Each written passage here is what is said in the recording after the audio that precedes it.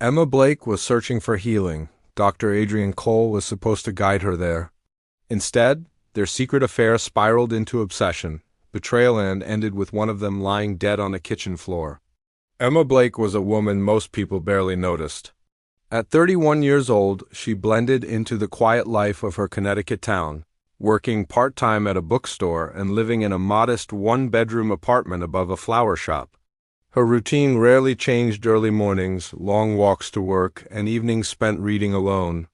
People who passed her on the street might have thought she looked peaceful, even content.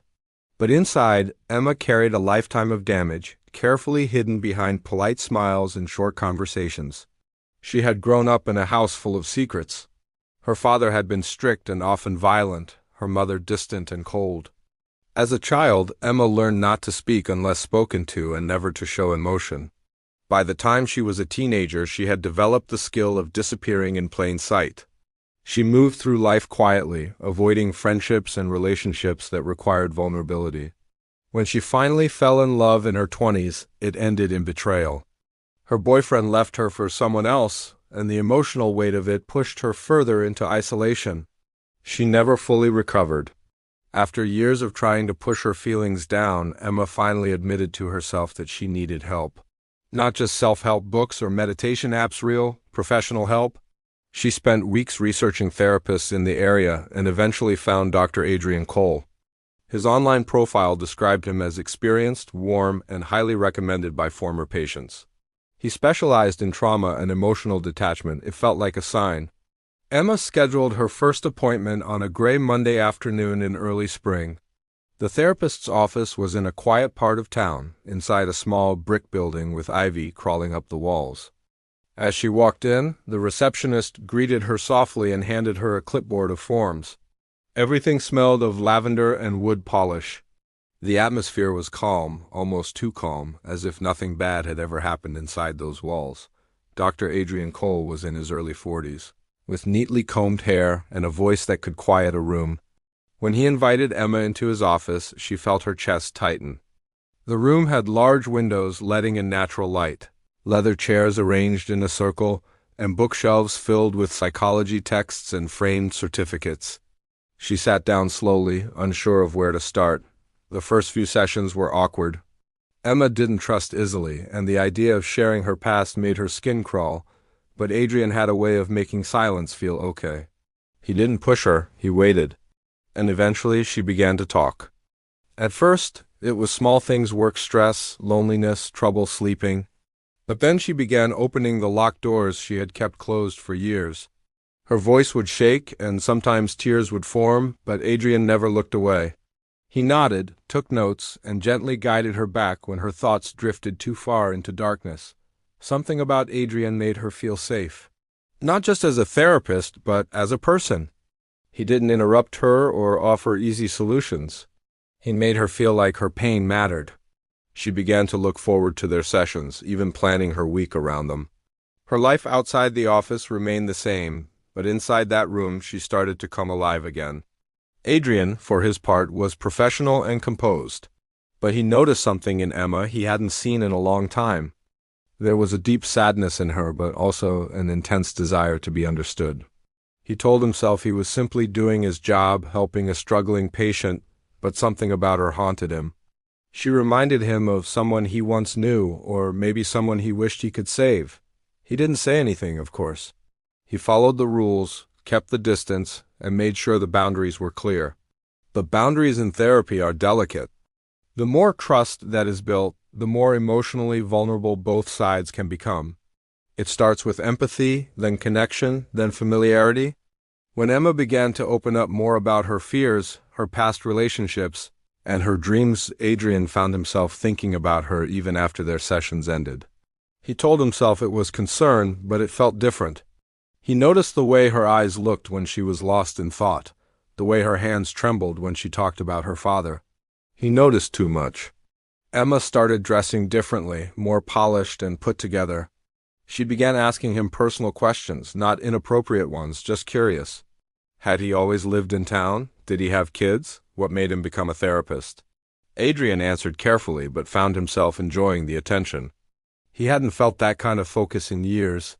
At home, his marriage had become routine, his children teenagers who barely looked up from their phones. Emma, on the other hand, listened. The shift in their relationship was slow but unmistakable. Emma began laughing more during sessions. She brought him small gifts, nothing big, just a book she thought he'd like or a cup of coffee from a new place nearby. Adrian thanked her, gently reminding her that gifts weren't necessary, but he kept them. The emotional bond between them deepened. It wasn't spoken, but it was felt. She started to confide in him like no one else. She told him about the darkest night of her life, the night she had thought about ending it all, and how something told her to keep going. She told him that finding his name online felt like fate. Adrian sat quietly, listening, nodding, his heart beating faster than it should. Outside the office, Emma found herself thinking about Adrian constantly. She fantasized about what he was doing after hours, wondered what he looked like when he wasn't wearing a tie. She knew it was wrong, but she didn't care. For the first time in years, she felt connected. She felt alive. And the more she felt that way, the more she craved it. One afternoon, as their session ended, Emma lingered by the door.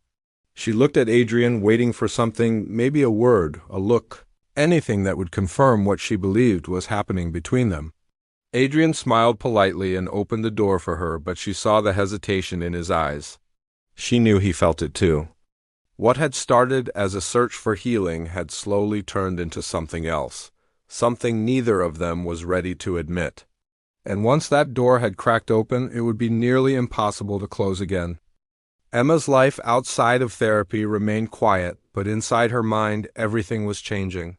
Each session with Adrian added more fuel to a fire she hadn't felt in years.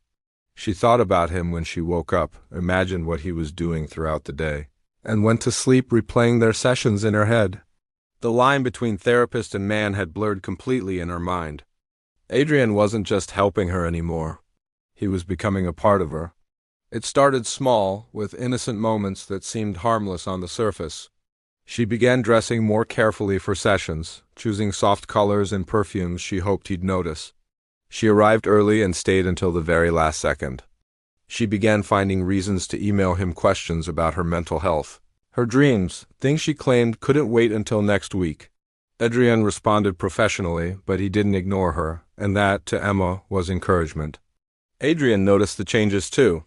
He told himself he was imagining things, that Emma was just a vulnerable patient clinging to a source of comfort. He told himself to pull back, to keep things clinical. But then she'd say something that caught him off guard, something insightful, something raw, something beautiful, and he found himself leaning in instead of away. His thoughts wandered to her long after their sessions ended. Her voice stayed with him. Her pain felt personal. He tried not to care too much, but he already did. One rainy afternoon, everything shifted. The session had ended, but Emma stayed seated, her eyes locked on his. The silence stretched too long. She stood slowly, took a few steps toward him, and then reached out, not for help, not for comfort, but for connection. What passed between them in that moment wasn't planned. It wasn't therapy anymore. It was something else. Something dangerous. That was the moment the boundary broke. Afterward, neither of them spoke about it directly. The next session carried on as if nothing had happened, but everything had. Their connection deepened behind a veil of silence. They met outside the office, first by accident, then on purpose. A coffee shop 2 towns away, a walk in the woods on a Sunday morning. Short meetings, long stares, secrets buried under normal conversation. Adrian was living a double life. At home, he played the role of the caring father and husband, going through the motions of suburban normalcy. But the guilt began to creep in. He felt it in the quiet moments, in his wife's laugh, in his children's eyes, in the empty space between goodnight kisses and lights out. Emma filled his thoughts, but the consequences haunted him. Emma, on the other hand, felt empowered. For the first time, she had someone important who was choosing her. She had Adrian's attention, his time, his secrets. She believed it was real love. She imagined a future with him, one free from the sessions and the secrecy. She believed with enough time he'd leave his wife, that he'd choose her fully. But Adrian didn't make promises. He continued to meet her, but there was hesitation in his voice and worry in his eyes. Emma noticed it, and it filled her with fear. She began asking questions about his marriage, his feelings, his plans. She needed certainty. He gave her soft answers, vague responses, never the truth she wanted. The imbalance began to show. Emma's behavior turned erratic. She started sending more messages, sometimes loving, sometimes angry. When Adrian took too long to respond, she'd spiral. She wanted to be with him completely, and any delay felt like rejection. Adrian tried to end the relationship, but each attempt made things worse. Emma would cry, plead, threaten to expose everything. She claimed she would go to his wife, to the licensing board, to the police. She said she had proof photos, emails, recordings. She wasn't bluffing. Emma had saved everything. The realization hit Adrian like a cold wave. He had trapped himself. Every boundary he had broken now served as a weapon against him. Emma wasn't the same vulnerable patient who walked into his office months ago. She had grown dependent, possessive, and now dangerous. His work began to suffer. He canceled appointments, avoided colleagues, and barely slept. He couldn't focus in sessions with other patients. His reputation, once built on trust and care, was starting to crack. Rumors circulated, a missed appointment here, a strange look there. People noticed things. His wife noticed too. At home, his relationship became tense. His wife asked questions he couldn't answer. She sensed distance, suspicion, something not quite right. Adrian denied it all, but his lies were thin. He knew it was only a matter of time before everything collapsed. Emma, meanwhile, was spiraling. She felt Adrian slipping away, and her fear turned to anger. She watched his house from a distance, tracked his movements, followed his car. She collected new evidence, photos of him leaving his office, videos from across the street, timestamps, and records. If he wouldn't be with her, she would make sure he'd never be with anyone. Adrian met with a colleague in private, someone he trusted, and confessed parts of the story. Not everything, just enough to seek advice. The colleague was stunned, told him to cut contact immediately and report the situation. But Adrian hesitated. Reporting it meant confessing. Confessing meant losing his license, his family, his entire life. He thought about moving away, changing practices, starting over. But he knew Emma wouldn't let him disappear. She was too deep in, too connected. And if she felt betrayed, she'd bring it all down. Adrian realized he had lost control. The affair, once thrilling, had turned into a slow-moving disaster. Emma began making demands: more time, more answers, more promises. She hinted at showing up at his home. She threatened to talk to his children. She said if she couldn't have him, no one should. Adrian started locking his doors more carefully, checking his phone obsessively, waking up at night drenched in sweat. He tried to be cautious, tried to pull away piece by piece. But with each step back, Emma took 2 steps forward. What had begun as healing had become an emotional war zone. The session stopped. Emma was no longer a patient. But that didn't change anything. The connection still existed, raw and dangerous. Adrian hoped that with distance, things would cool down. But Emma had different plans. She wasn't going to be left behind again, not by him, not without a price. Emma's apartment grew darker as the days passed. Curtains stayed drawn, meals went uneaten, and her phone buzzed with unanswered messages, but none of them were from Adrian. His silence had become unbearable. She checked her inbox, her voicemail, even old recordings of his voice, anything to feel close to him again. Her desperation had sharpened into something more bitter. It wasn't heartbreak anymore. It was rage wrapped in abandonment. She had convinced herself they shared something real, something rare. It wasn't just a mistake behind closed doors. To Emma, their bond had been genuine, meaningful. She believed they were meant to escape together from the lives that suffocated them. But Adrian had pulled away. He had cut her off like she was nothing, like their time together didn't matter. And Emma couldn't accept that. She began watching his life from afar. She knew his routines, the coffee shop he liked, the school where his children went, the days he worked late. She never spoke to him, never revealed herself, but she was there. A silent shadow in his life, just out of sight. She started documenting everything. Photographs of his car parked outside his office, screenshots of his wife's social media, notes about when the lights went on and off in his house. She created a digital folder labeled Truth. Emma needed him to feel what she felt: fear, confusion, anxiety.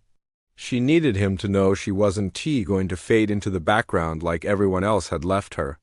She didn't want revenge, she wanted justice as she saw it. She wanted him to admit he had lied, used her, and discarded her. And if he wouldn't, she would make sure the world knew what kind of man he really was. Adrian, on the other hand, was slowly unraveling. His days were consumed with fear. Every knock at the door made him jump. Every unknown number on his phone caused his stomach to twist. He didn't know where Emma was or what she was planning. The last time they spoke, her voice had been calm, too calm.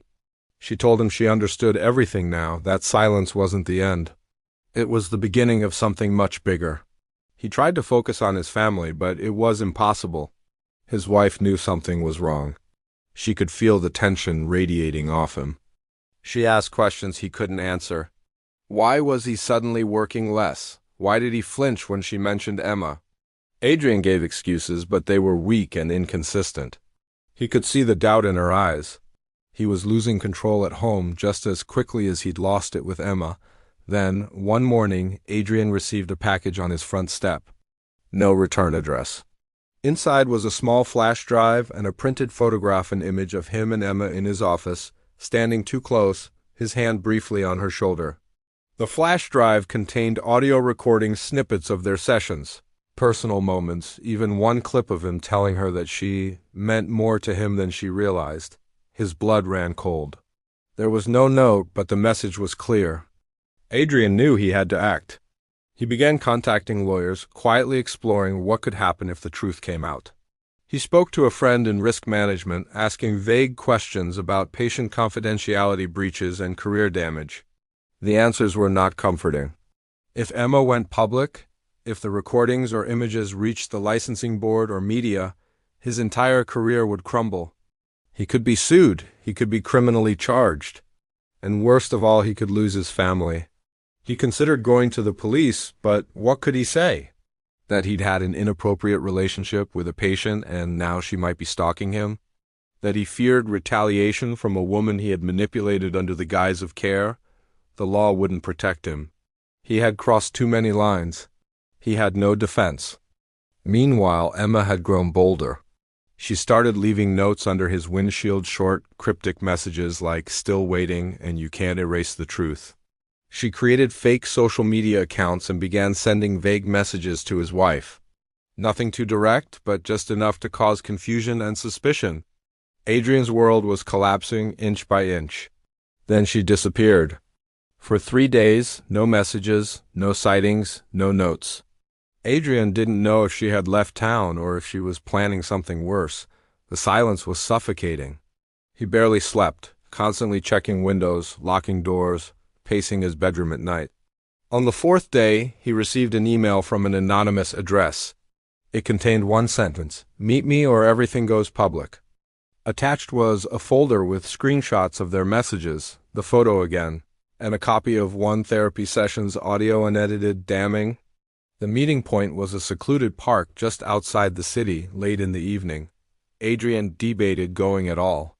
But if he didn't, everything he had built would disappear. His career, his home, his marriage, it would all burn down. He drove to the park as the sun began to set. The empty fields stretched out in every direction, and a row of tall trees swayed in the wind. Emma was already there, sitting on a bench near the edge of the woods. She didn't stand when he arrived. She didn't speak. She just looked at him. Adrian approached slowly. He wasn't sure what to say, but Emma spoke first.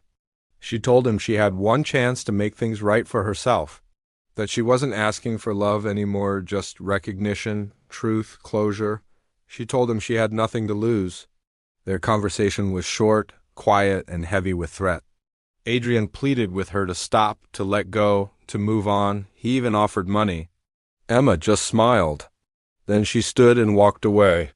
That night, Adrian made a decision. He couldn't live like this anymore. He would confess to his wife, try to salvage what he could. He would report everything to the board and accept the consequences. He would reclaim control of his life, even if it meant losing it all. But the next morning, before he could do any of that, Adrian's wife found him lying face down in the kitchen. There were bruises on his neck. The back door was unlocked. The knife drawer was open. The scene wasn't chaotic, but it was chilling. And Emma was gone again. The crime scene inside Adrian Cole's home was quiet, almost too neat. Nothing had been stolen, no drawers ransacked, no signs of forced entry. But the body lying motionless on the kitchen floor told a very different story. Adrian's wife, Lauren, had gone downstairs early that morning to start the coffee pot, expecting a normal day. What she found instead would haunt her forever. Her husband's lifeless form was stretched across the tiled floor, a thin line of dried blood around his mouth, his hands still clutching a crumpled paper napkin. Police arrived within minutes. The officers sealed off the house, combed every inch of the kitchen, and began interviewing neighbors and family members. The coroner confirmed what Lauren had suspected: Adrian had died sometime during the night. But the cause of death wasn't immediately obvious. There were bruises, yes, around the neck and wrists, but nothing pointed to a clear act of violence. The autopsy would later reveal a mix of pressure-induced asphyxia and a small trace of sleeping medication in his blood, suggesting he had been subdued before he was killed. As detectives began their work, Adrian's double life came spilling out like a secret waiting to be discovered. His phone, locked but easily accessed with his wife's help, revealed text messages from someone labeled E. Hundreds of them. The messages weren't just friendly, they were intimate, obsessive, erratic. Some were loving, others were filled with threats. The police traced the number back to Emma Blake. Detectives quickly built a timeline of Adrian's last few months. They pieced together the story of the affair, the therapy sessions turned personal, the increasingly erratic behavior, and the threats. Lauren, devastated but calm, admitted she had suspected something was going on for months. She had noticed Adrian's late-night phone use, his anxiety, his guilt. She had confronted him more than once, but he always denied everything. Now the truth was staring her in the face in the most horrifying way possible. Emma Blake became the prime suspect within 24 hours. Detectives went to her last known address, a small apartment above a flower shop downtown. It was empty. Inside, they found no personal belongings, no signs of recent activity. But in the closet, tucked inside a shoebox, was a collection of disturbing evidence printouts of emails between her and Adrian, photos taken from a distance of his wife and children, and a small black notebook filled with handwritten entries. Each page was more alarming than the last. Emma had written about her feelings, her heartbreak, and her growing anger. But toward the end of the notebook, her tone had shifted. She wrote about justice, about taking back control, about punishing someone who had betrayed her. One entry, dated just 3 days before Adrian's death, simply read, "He said goodbye. He thinks that's the end. It's not." That discovery confirmed what detectives had already suspected: Emma had planned something. But proving it would be harder than they thought. There were no fingerprints, no eyewitnesses, no murder weapon. The door to Adrian's home showed no signs of being forced open. Investigators believed she had a key. Adrian's home security system had a camera facing the driveway. Footage from the night he died showed a person walking toward the house around 10:41 p.m., their face covered by a hoodie. They stayed for nearly 2 hours before leaving just past midnight. The video was grainy and captured from a distance. But the outline of the body, the shape of the walk, the posture, it all resembled Emma. The problem was, the video wasn't enough. No one could positively identify the figure. And without solid evidence connecting Emma to the crime scene, all they had were suspicions. The case began to stall. Emma had vanished without a trace. Her phone was disconnected. Her bank account had been emptied. She hadn't used her social security number since the night Adrian died. Meanwhile, the media picked up the story. The headline was impossible to ignore. Respected therapist found dead and home patient vanishes after affair exposed. The case shocked the quiet Connecticut town. People speculated endlessly online. Some believed Emma had snapped after being rejected. Others blamed Adrian entirely, calling him a manipulator who crossed ethical lines and paid the ultimate price. The truth was buried somewhere between the gossip and the headlines, and no one could quite pull it free.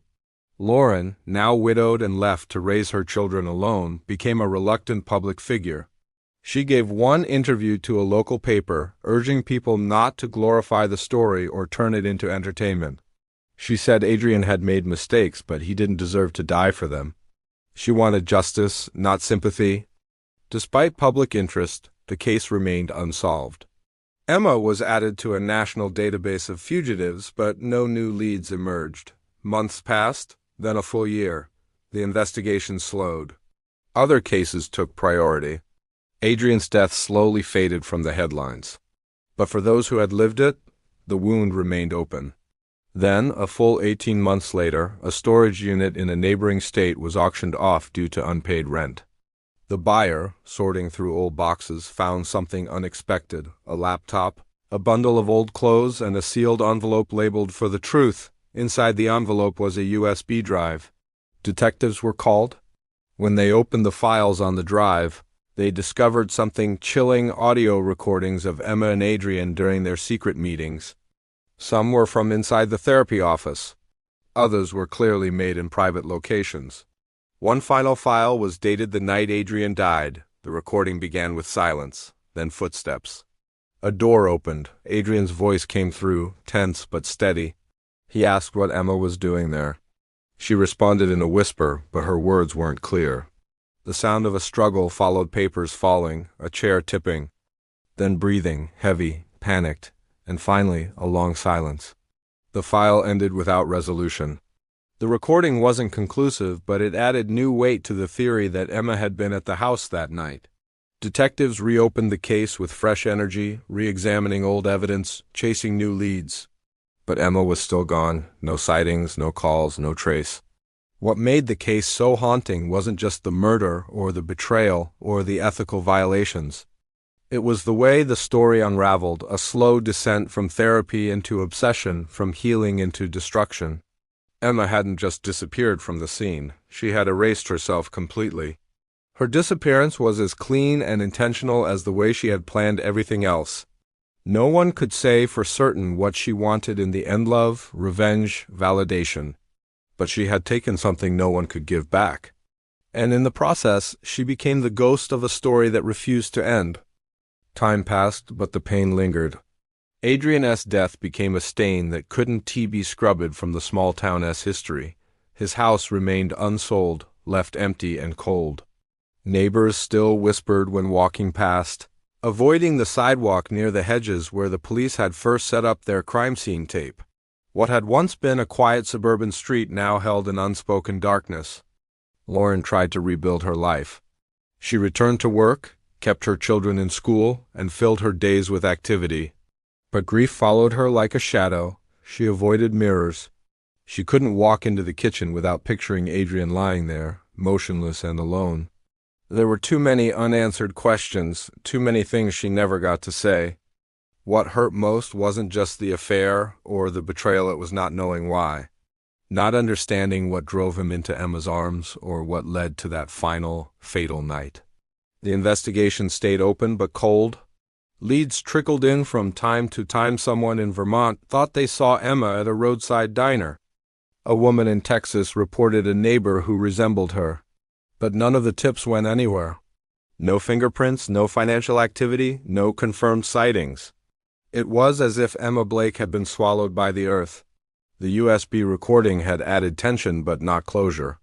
The audio suggested Emma was in the house the night Adrian died, but without more concrete evidence, no charges could be filed.